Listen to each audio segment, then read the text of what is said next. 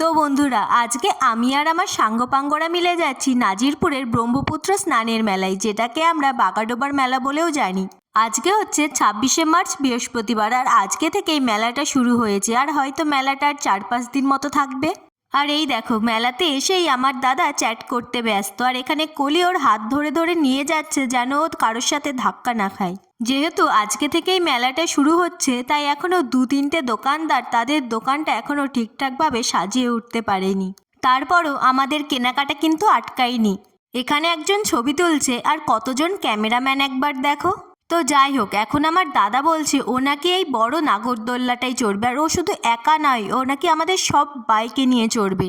এই নাগরদোল্লাটাকে তো আমি জমের মতো ভয় করি, কোনোভাবেই আমি এই নাগরদোল্লায় চড়বো না। তাই আমি আর আমার দিদি কথা আর কলিকে নিয়ে চলে যাই ডিস্কোতে।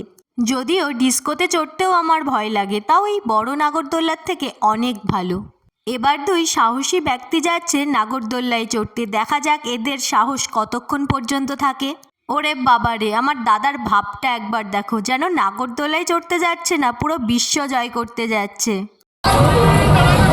কি শুনতে পেলে তো কি বললো? এত যে বড় বড় ভাব নিল, তার একটু পরেই বলছে যে দাঁড়াতে বল।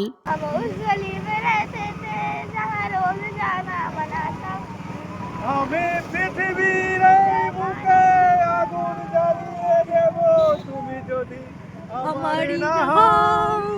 তুমি বিশ্বাসঘাতকতা করো না প্রিয়া, তুমি ছাড়া আমি কারো না। বিধি তুমি বলে দাও আমি কার। দুটি মানুষ একটি মনের দাবিদার।